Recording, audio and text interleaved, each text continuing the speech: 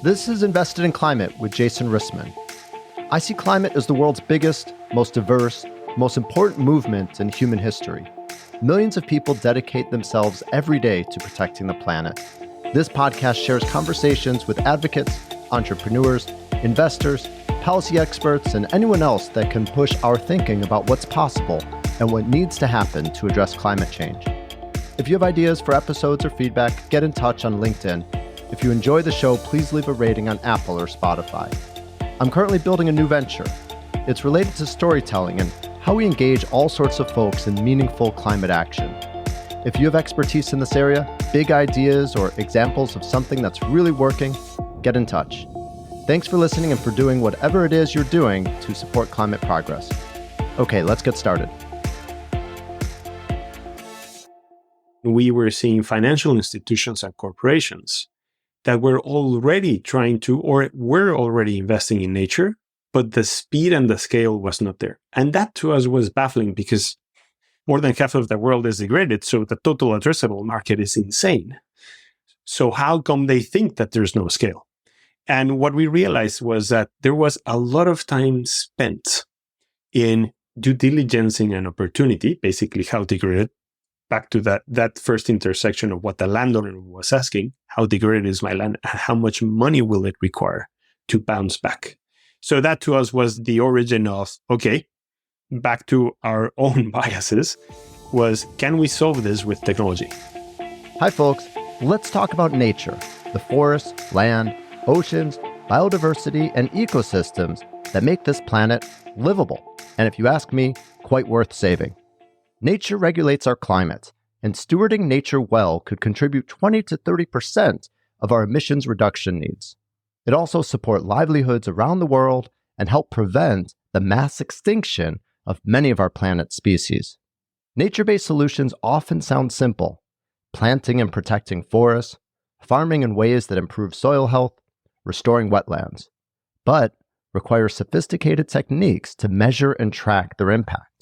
The lack of good nature monitoring systems have contributed to a $700 billion global financing gap and an inability for private sector investors to really lean into this opportunity. Currently, just 15% of investment in nature-based solutions comes from the private sector. This is where a young company called Cultivo comes in. Cultivo uses technology to understand the investment opportunity for nature-based solutions. Having just raised $14 million of venture capital, they're ready to scale. I was thrilled to speak with Cultivo founder and CEO Manuel Pinuela. We discussed Manuel's background as a repeat entrepreneur, how he came to found Cultivo, the technology that sets them apart, the potential they see, and much more. I learned a lot and became a quick fan of Cultivo's work. Hope you enjoyed this episode. It's our last of 2024, so I'm wishing you all very happy holidays. I hope you all get to spend some time resting and recharging, perhaps including some time in nature, and gear up for the challenges ahead. Thanks for listening. Manuel, welcome to Invested in Climate. So glad to have you here today. Thank you for the invitation, Jason. And so I heard that we're neighbors. Are you here in Berkeley as well? I am enjoying the nice, crisp weather with good sun, so can't complain. Okay, great. We'll have to meet in person sometime. Manuel, I'd love to get started by hearing a bit about your background. Tell us a bit about what you were doing before you founded your current company and really what got you into climate. So I'm an electronic engineer by training, and I've been building impact ventures with technology at its core for the last 18 years. From having impact in communities by putting solar-powered street lamps, not from an energy perspective, because the initiative there back in rural Mexico was to put street lamps that were powered by the sun with an unreliable grid. And the innovation there was to control them from Mexico City. And I had the pleasure of having my first exit there. And then I went into full-on understanding how to power devices wirelessly with machine learning to understand the data that was coming from them. And that took me to many applications, from water pollution, air pollution, pH soil levels, multiple applications on really measuring the environment. And that started to converge into this very interesting field of what's the impact of our environment in our health.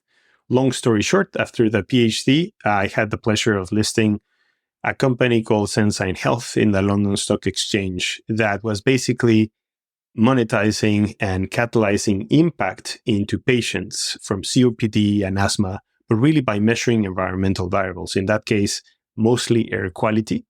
And at the personal level, Jason, what I had seen throughout my life was the degradation of nature. First in the Central Valley of Mexico, and then just after the IPO of that company in the UK. I was living in the UK for 12 years, and I saw this amazing forest in a region called the Peak District. And my wife and I, after a long hike, were coming to this barren land. And that was a point, revelation, however you want to call it, the penny dropped, where we said, okay, if there's something that we're going to do is to ensure that less of this happens. So that really catalyzed the approach of accelerating investment into nature to ensure that degraded lands, like the one that we have in front of us in the Peak District, but like many others in Mexico, across the US, Africa, and Southeast Asia, could be regenerated. So that was now 6 years ago. Amazing. So many great climate entrepreneurs have been inspired by profound moments in nature, like you just described. So really interesting to hear about it and get a sense of how it shifted your course. Let's talk about what you're doing. Tell us about your company and the problem that you're trying to solve. It really started 6 years ago, Jason, where my co-founder and I, James, who is based in the UK, we started to see that regardless of the background of the land steward, the landowner, and sometimes communities, what they already knew was that their land was degraded. But what they didn't know were some fundamental questions. One, how degraded is my land? Two, can it bounce back? And three, where do I get the money? Because we were starting from the principle of we don't want them to open their wallet yet again. On the other side of the equation, we were seeing financial institutions and corporations that were already trying to, or were already investing in nature, but the speed and the scale was not there. And that to us was baffling because more than half of the world is degraded, so the total addressable market is insane. So how come they think that there's no scale? And what we realized was that there was a lot of time spent in due diligencing an opportunity, basically how degraded, back to that first intersection of what the landowner was asking, how degraded is my land, and how much money will it require to bounce back? So that to us was the origin of, okay, back to our own biases, was can we solve this with technology? And we started by integrating remote sensing data and eventually a lot of ground truth sensing data to make sure that we could accelerate that due diligence process, but really looking at now a lot more information. So effectively, this is an industry that has a lot of asymmetry of information. Therefore, that's where the opportunity also lies, where if you can understand what is the biodiversity state, call it the baseline, the water state in the right social context, then you can have also long and permanent carbon as you're regenerating nature. So we first started with biophysical characteristics to understand what's really the state of that site, and then bring in non-biophysical characteristics as if you're treating nature as an infrastructure. What hydraulic infrastructure will be needed? How many trees, nurseries, how much animal impact can you generate? And that really encapsulates the opportunity for our customers. So in that case, now starting to solidify the business model where our partners are the land stewards and our customers are the financial institutions and corporations that want to deploy that. So effectively, what Cultivo does, it basically originates sources, due diligence, and structures, regenerating nature as a completely set investment opportunity that more and more looks like infrastructure. So it starts to the evolution that we've gone through has been from family offices and high net worth individuals to asset managers to corporations. And now we're also looking at larger pools of capital with development financial institutions and pension funds. Okay, lots there for us to dig into. Manuel, you've used the term a couple times, degraded land, and probably useful for us to define that and help people better understand really what is the target ideal type of land or property that you'd like to work with. So there are multiple reasons of why a land is degraded. So that is a really interesting question. The first lenses that we take is how much has biodiversity, both flora and fauna, how much biodiversity has been lost in that site? That's the first one. The other one is when you start to look at the soils. How much potential does that soil have in terms of supporting both the underground biodiversity as well as its ability to capture carbon and effectively support life? Then also another layer that we take into account is how much soil moisture can that ecosystem support and contain, effectively avoiding runoff. And can it actually change the water cycle as you're regenerating it? Effectively, what happens when you're in a very degraded ecosystem, let's say in a very degraded forest, the water cycle is in a negative spiral. So it starts to have less and less water all across it, the whole water cycle. And that basically starts to deteriorate the soils, the biodiversity that it can support. So we look at also the water cycle.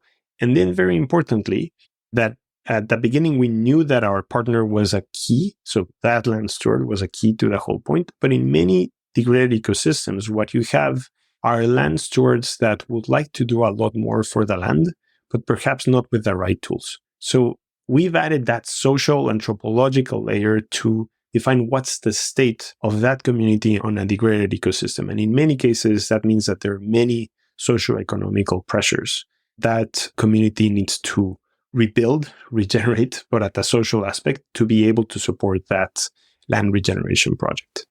Amazing. And you spoke a bit about the different types of groups that are your clients. You mentioned family offices, foundations, landowners. Tell us a bit more about who the target customer is. More and more, the target customer are financial institutions and corporations. Family offices and high net worth individuals, I think, fortunately, will always be there. But the scale of the challenge that we have needs a lot more capital. So we have been building this engine, the Cultivo engine, to be able to institutionalize investment and how we treat investment into nature at basically investment grade that can unlock more capital from the likes of pension funds and other financial institutions, as well as very large corporations.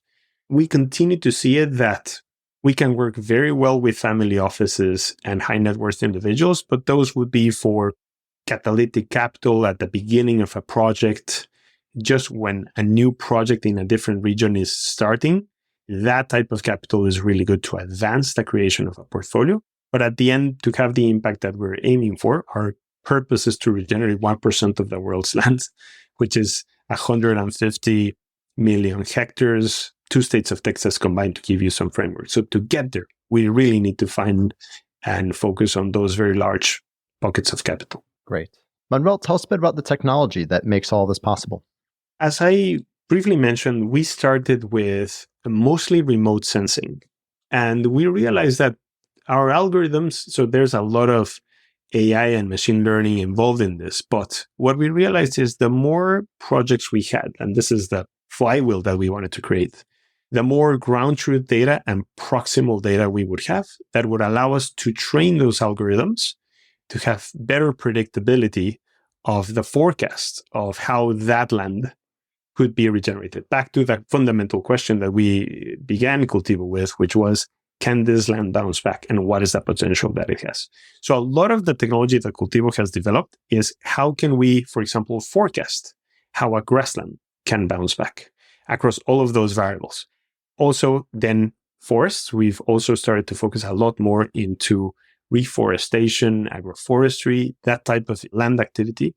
And as we were doing that, we realized that a fundamental gap that the industry has from accelerating that investment opportunity was to how to build a fully baked and robust financial model for this opportunity. So that's where what I mentioned, the non-biophysical characteristics had to be built.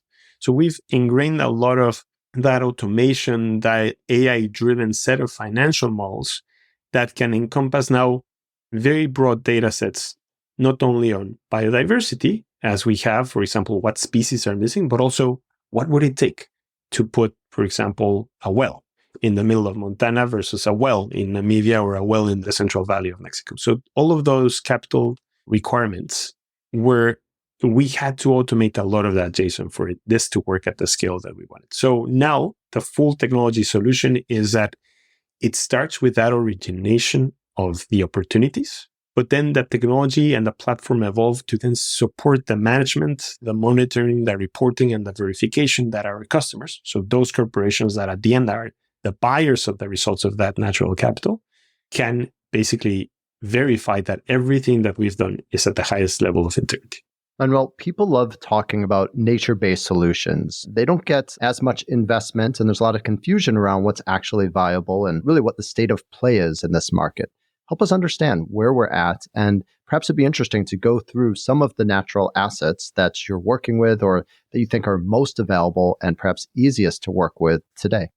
So nature-based solutions is a very large set of solutions. So I'm going to focus a lot more on those on the land side versus those that are on aquatic environments or oceans.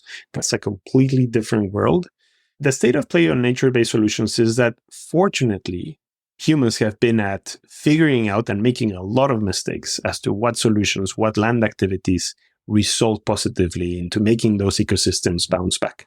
There are a set of nature-based solutions that are focused in the conservation of an ecosystem.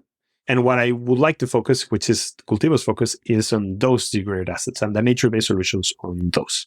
So for example, the set of nature-based solutions where we see that there's a lot of more track record is how to regenerate the grassland, how to regenerate the forest, and all the different biomes in between. So don't think just a grassland with a pristine, flat prairie that has to be regenerated, but nature doesn't see itself that way. I think there's always a mosaic of land activities that would need to happen on a specific plot of land, but just to start cutting it into a workable taxonomy, think about the grassland. In a grassland, you need to have animal impact. You need to have the introduction of species, and you need to make sure that that water cycle is as healthy as possible. So how do you start regenerating that on nature-based solutions is rotational grazing, holistic management practices. You need to have different solutions for water catchment, as well as water distribution across a landscape. I mentioned wells, a lot of hydraulic infrastructure, as well as sometimes different containers to avoid that soil erosion, as well as that water runoff. So those nature-based solutions can be well captured into a project that can increase that biodiversity, that water, and that carbon component, and provide a very interesting return to our investors. We then start moving and trying to go through an ecological escalation here, where you are now working in front of a degraded forest, sure, the first thing that you can do is the planting of native species, but then there's a more detailed approach now, thankfully captured by the market, where that reforestation set of practices, one cannot be one single species. It should be multiple species. They should be native. And there should be, ideally, when we bring the social component, a lot of different activities that community can do in that regenerating ecosystem, such as silvopastoral practices. In other words, having different types of animals within the forest environment. And sometimes, in many cases, agroforestry practices. Now you're starting to have two very distinct types of opportunities, a grassland and a forest, where it's now, after 6 years, easy for Cultivo to present those investment opportunities at an institutional grade that will attract that investment because the IRR, the return on their investment, the multiple on invested capital can be attractive and support those nature-based solutions. And so, Manuel, help us understand, now that we have the specific example of, say, rotational grazing, that's something that's very hands-on, very manual, very in the earth. What is your technology enabling in the process? The first one is to understand what's the state of that grassland and what is the potential of, for example, how much we can increase biodiversity, how much we can increase soil moisture potential, basically water catchment, and how much we can increase carbon in the soils. Then what it starts to do is to say, okay, this is the amount of capital this project will require until it starts to hit its break-even point. And then we go into the design of the set of practices, those nature-based solutions that are needed. So we've also trained, in terms of the technology, a lot of our algorithms to predict faster what are those nature-based solutions that we'll be needing. That's where AI kicks in. So rather than spending 6 months with our scientists have trained algorithms to predict what are those nature-based solutions that would have the most amount of impact. So at that stage, now we have the co-design of a project, let's say in the US, in Montana or in New Mexico or in Namibia, as well as in the north part of Mexico. The set of grazing practices would be how should that grassland be subdivided so that you have concentrated animal impact and you're rotating them in a way that allows for those native grasses to bounce back, where the removal of invasive brush species, for example, is trampled upon, that there's enough fertilizers going on there. More importantly, how can we make sure that those local implementing partners then implement that set of practices? That's where more of the operational engine within Cultivo kicks in, which is making sure that we can work with all of that ecosystem of practitioners on the ground to track that what we said we were going to do is actually happening, as close as possible to that design. In reality, nature will throw you 100 spanners. So it is a very iterative, very down-to-earth approach. And what our platform helps us do and our implementing partners is make sure that implementation is as close and as reactive to what we said we were going to do. That then allows us to continue to take measurements in that ecosystem to prove that carbon is accruing, that biodiversity is increasing, and that water is increasing as well in the right social context. That all of that is then surfaced through the platform, Jason, so that our customers can see what is happening on the ground. But I love the fact that you highlighted that it's very complex. I said it in a couple of forms, and I will say it again. It's the most complex thing I've ever done in my life, but it has to be done. So we've just embraced complexity within Cultivo. And rotational grazing is not the only use case. I'm sure there are many others that are even more complex. What are some natural capital use cases that are actually more nascent, but still hold a lot of potential? For example, when we start with ecosystems that have a lot of invasive species of, let's say, bushes, also on top of that ecosystem, you have pressures on local communities wanting to have other economic generating practices. We need to design, for example, the removal of those species and how that can reduce the fire risk that a landscape might have. So then a nature-based solution that kicks in is, okay, can you remove the right type of biomass from the landscape, turn that into biochar that could then help remediate or help increase the ability of that soil to bounce back. So now you're stacking perhaps rotational grazing practices with biomass removal to decrease the fire risk and to make sure that biochar can support also not only the project overall, but the activities that communicate can have. And so at the end of the day, what starts to happen is that you have a couple of our partners call it the pancake approach. You start to have different set of nature-based solutions that have to evolve and have to converge in that ecosystem. And so now you're stacking rotational grazing with biomass removal activities that incorporates biochar and other ecosystem practices, such as the management of those animals, perhaps from a wool or from a meat production. So that comes at the point where the anthropological challenge continues to be the most complex thing. How do you make sure that you're making that whole community in that landscape move in the same direction?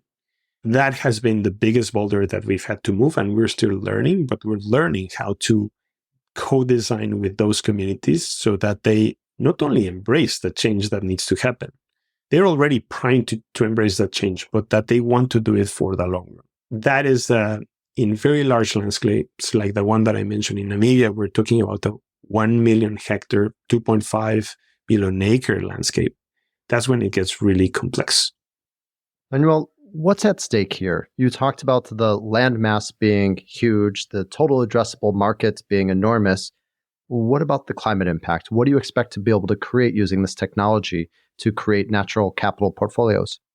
More and more, those capital allocators see nature as an infrastructure and a fundamental investment asset class that they have in their portfolios.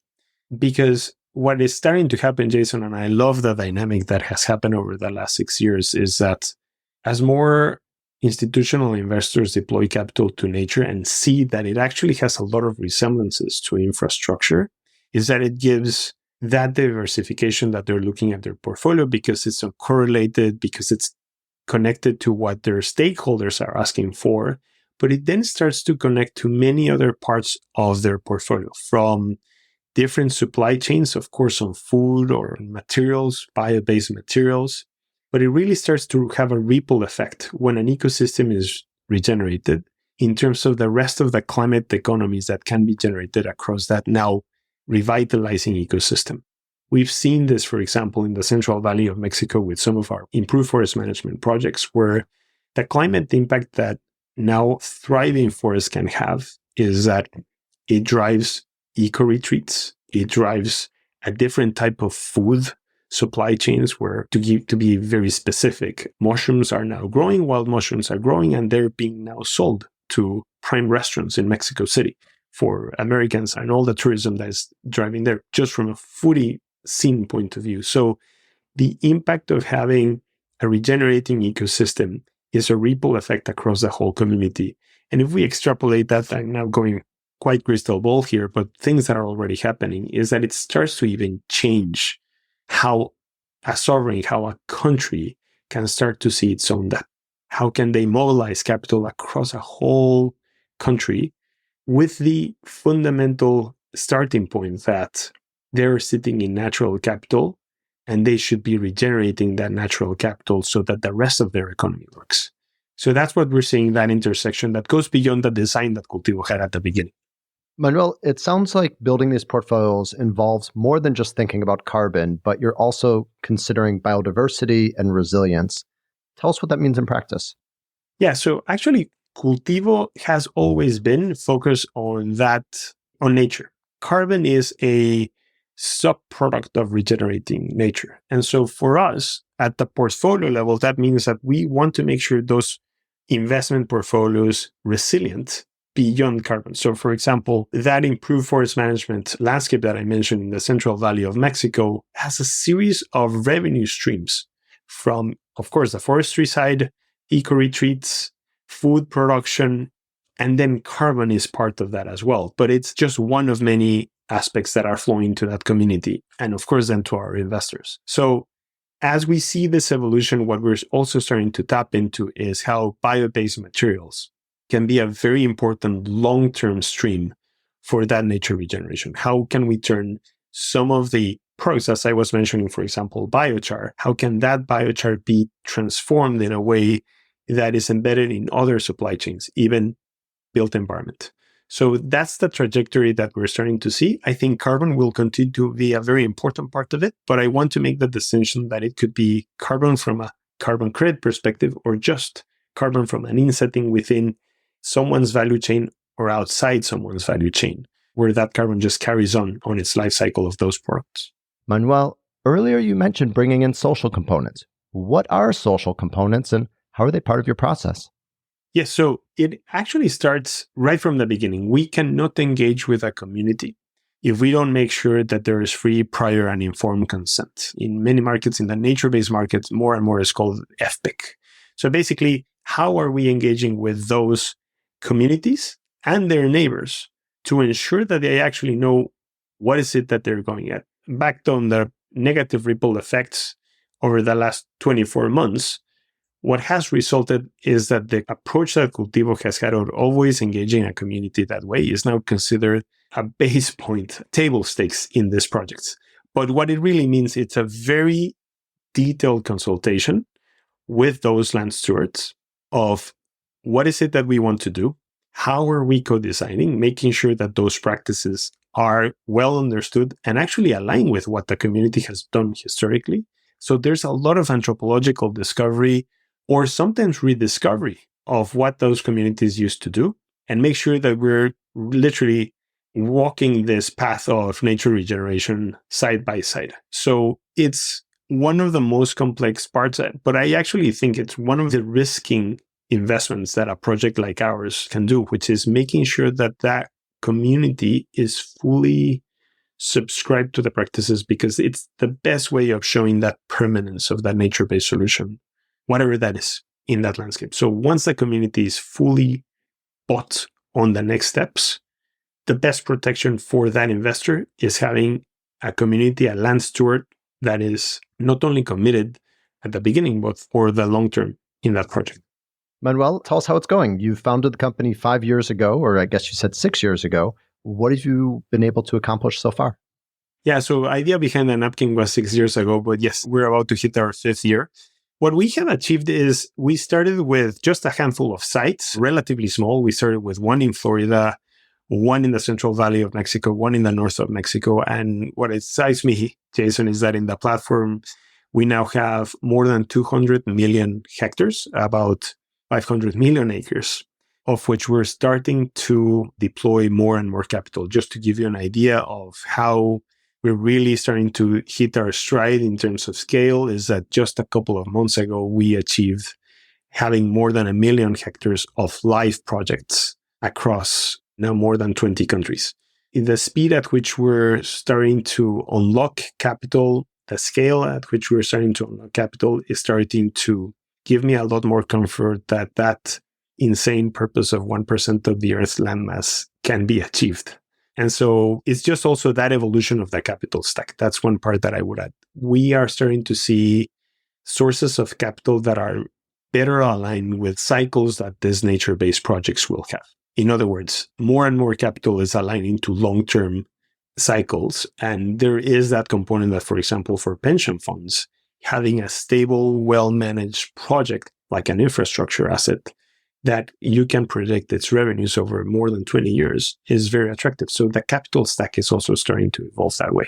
Speaking of capital, congratulations. You recently raised $14 million in a new funding round. What will that capital allow you to do? Thank you for that. Congratulations. It has already started to have an impact on us. One, we have been able to turbocharge our platform, our ability to embed AI across multiple steps of that journey of bringing from origination to the implementation of those projects is now fully embedded in the platform. And there's a lot more that we will do with that capital. The other one is that we have also started to increase those projects back to that mission. So the fact that we achieved our 1 million hectares in projects, listed projects, was in the back of that fundraising, and we're just continuing to accelerate. It has also allowed us to, side by side that Series A investment, we unlock more capital, for example, from Octopus. That's 40 million to directly invest into projects, which is now accelerating that whole pipeline and making sure that those millions of hectares or acres are receiving capital to be regenerated. Fantastic. Manuel, for a problem as big as finding ways to finance the protection of nature, it strikes me that you're not going to be able to solve everything that you'd probably like to do. So I'm curious, not just about what you'll accomplish, but also what you know you will not. I've never asked this question exactly this way before, but here goes. What won't you be able to do that, in your view, needs to get done? A lot of things. And unfortunately, the reality of a startup is that we probably spend more time figuring out what we're not going to do than what we're going to do. So I love that question. So the first thing that we won't be able to focus on, and this was right from the beginning of Cultivo, is that we won't be able to focus on also conservation of standing forests, for example. We decided very clearly that we wanted to have as much impact as possible. And for us, that's in regenerating degraded ecosystems, as we've discussed. So what needs to happen? There is a bit of what we're starting to see more and more. It's very connected to policy to make sure that the right mechanisms, some of them actually discussed at COP16, but more and more mechanisms are set in place, more funds are set in place with public capital to make sure that those standing forests, standing or well-preserved ecosystems are actually there for many, many generations to come. So that was one thing that we just won't be able to have our direct impact there. Another one that we had to accept was that we had to focus on land ecosystems. So I mentioned there that there's a plethora of nature-based solutions that are fundamental to the oceans, but we just realized that land itself is complex enough that we just had to focus on land ecosystems. We're getting closer to coastal ecosystems, but I believe that's as far as we will go for now. And the final one that I would love to be able to tackle, but we just won't, is the full articulation of acknowledging that the land use practices are in no contention with this concept of there's not enough food to feed the planet. What is happening there is that the right policies to make sure that food is not wasted have to be in place so that those food chains are properly articulated and food is getting to everyone. we just decided that focusing on the policies needed to make sure that there's no contention on the land practices from a food perspective were in place is something that we won't be able to tackle. So what we just continue to do is help as much as possible those groups that are making the point, but Cultivo is not focused in policy. So that's 3 out of many things that we won't be able to tackle. Great. And Manuel, thinking bigger picture just at the nature-based solutions market, what else needs to happen for the space to be able to take off and thrive? I think more track record. We're building really good track record. For example, we've had on some of our first projects super attractive IRRs of more than 50%. I believe those are red herrings. I don't want to give the false impression that every nature-based investment will give you 50% IRR. Those are there. But more track record at broader landscapes across multiple geographies is what the market is really just looking for to have its next inflection point. We're starting to see it, and I think that's why that track record that Cultivo has built is allowing to give confidence to pension funds and larger institutional groups, but more of that is needed consistently to really break through at a different scale, especially to align what the planet needs. So I'm really hoping that so if Cultivo is focused on that 1%, many other groups start to receive more capital to get to the percentage that we have to achieve to have a well-functioning planet. Manuel, best of luck in playing that catalytic role and building that track record and all that you're doing. Great to talk to you today. Thank you so much, Jason. Thanks for joining us for this episode of Invested in Climate. Please remember to rate us on Apple, Spotify, or Google. Find show notes, sign up for updates, get in touch, and visualize your climate action at investedinclimate.com. This podcast is for informational and entertainment purposes only and does not constitute financial, accounting, or legal advice. Thanks again.